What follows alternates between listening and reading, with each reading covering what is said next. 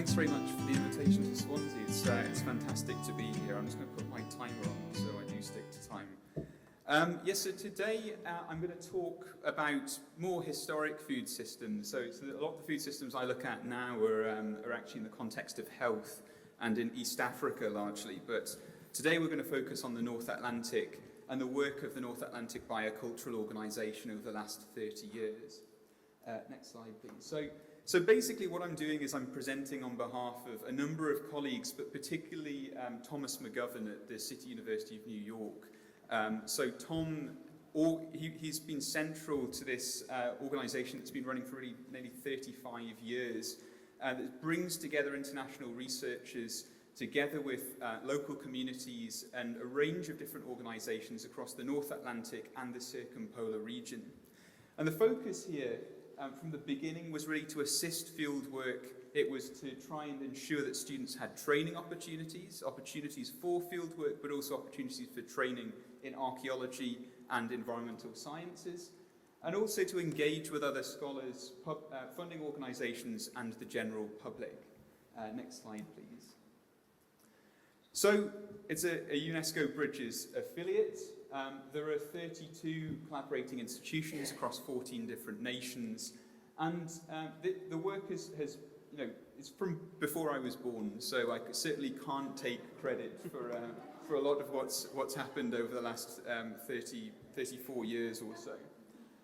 But since then, over that period, more than $35 million has been raised to support field school programs, to support research grants, and to support collaborations that work with local communities across the North Atlantic.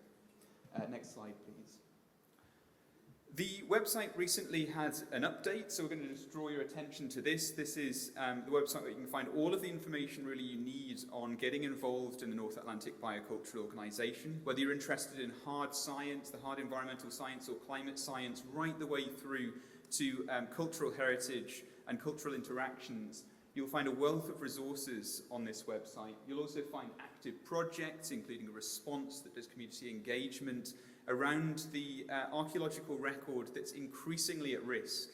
What I'll talk about later in this presentation is the burning libraries that we're seeing across the Circumpolar North as permafrost thaws much of the biological record is starting to decompose. So our insights into the past and our insights about how we navigate the future are also at risk.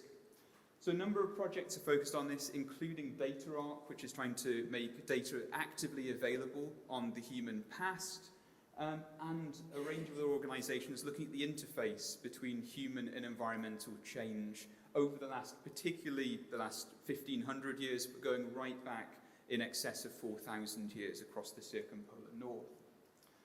You'll also find a wealth of resources on there if you're interested in the PhDs, field reports, publications that have been produced over the last 35 to 40 years, as well as a range of different tools that you can use for insights on things like climate change in the present and the past across the North Atlantic.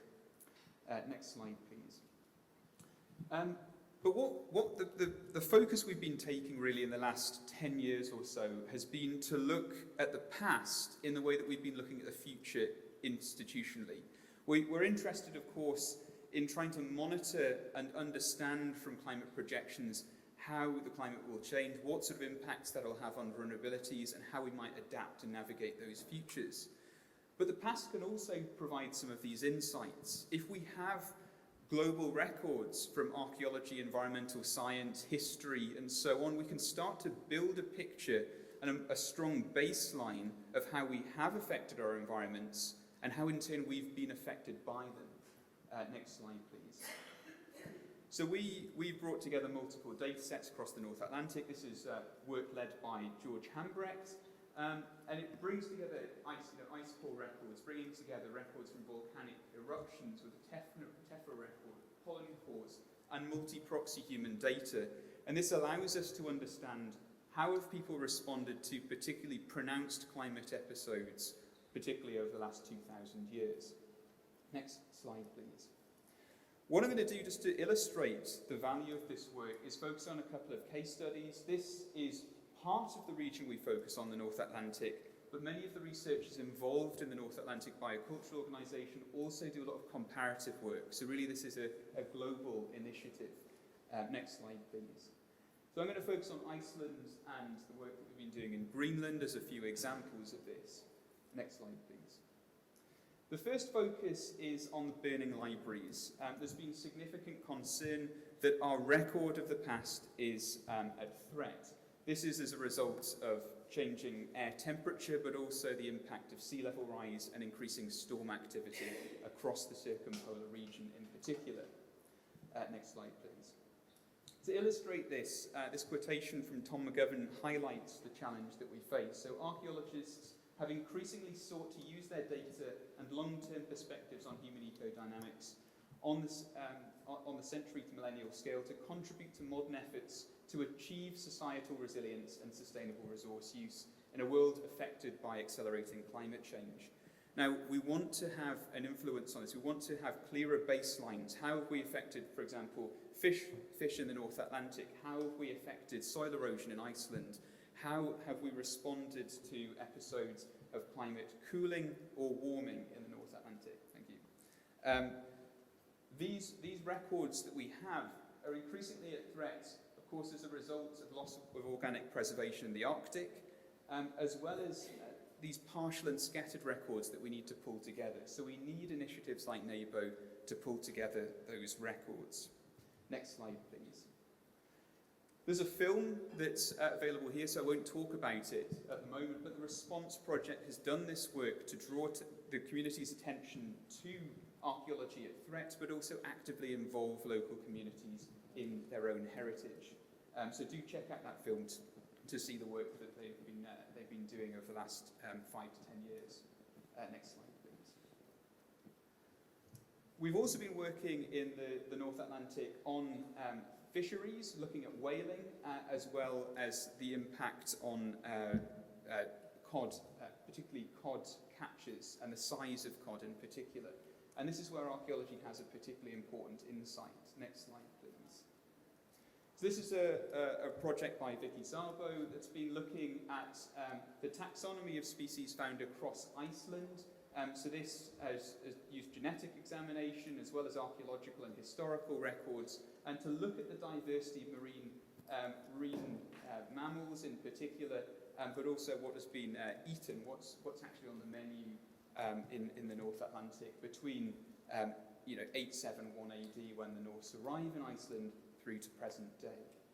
Next slide, please. In another project, George Hambrecht and co-authors have been looking at cod, so looking at cod records from archaeological middens across the North Atlantic, and they've been looking at the size of catch over time. And what's notable, at least from this record here, is between 950 AD and 1900, the length of fish in particular is much longer on average than you would find in the last 100 years. So the last 10 years there. So these records really do illustrate the importance of understanding key baselines. I've still got 8 minutes 30 on my timer. Is that okay? Sorry. Next slide, please. 1 minute. Okay. Yeah. And then the final strand of research we've been focusing on is this ecodynamic connection. So this is going to bring together multiple PhD students. I'll do it very quickly. So just next slide, please. So we've looked. Next slide, please. Actually, just to push through this. Next slide. So we've looked at the impacts of volcanism on climate change and how in turn this is affecting the populations in Greenland, so the eastern and western settlements of the Norse between 985 AD and 1500. This is one of our PhD students, Doria. She's doing high-resolution climate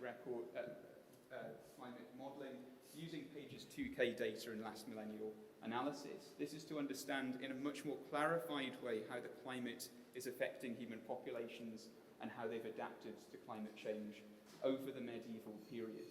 Next slide, please. Next slide, please. That's the Norse phase. In another project by Emily, another PhD student, we've been looking at rangeland dynamics over the last 1,000 years and how these vary between natural baselines that we have and human baselines. So what's the scale of soil erosion in this area known as Mývatnsveit in the north of Iceland? So she's been doing a lot of work using a method called tephrochronology. Next slide, please. This has got a few animations, so you're going to have to keep clicking through. Thanks very much. So this is tephrochronology here, and then next slide. And that's where she's working. Next slide, please, and then I'll just finish off. Next slide. And then finally, this is work on social learning. So, for example, how did children learn in the past? Can we use archaeological records to understand how children interacted with their environments and gained an understanding at a period of pronounced environmental change? So we've been using archaeological records to look at how well adapted learning strategies were at different points in time and what sort of insights that would provide for adaptations. And what you find in North Greenland is that actually what they're learning is well adapted to Europe, but not very well adapted to the West North Atlantic in the cool period of the Little Ice Age. So that's just a number of projects. I'll skip over there, but the key insight I wanted everyone to take from this is that although we might look to the past and we might think, okay, we can only really see what we've done wrong, we can also look to the past and see what we might have done right. We shouldn't simply look for examples of collapse, but also examples of good adaptation. We can get records of the past that give us an understanding of how we've impacted environments, but we can also get examples of where we've adapted well, what forms of indigenous and local knowledge there are now, but also how they globally respond to pronounced periods of environmental change in the past. So yeah, thanks very much, and do let me know if you want to be involved in the North Atlantic Biocultural Organisation.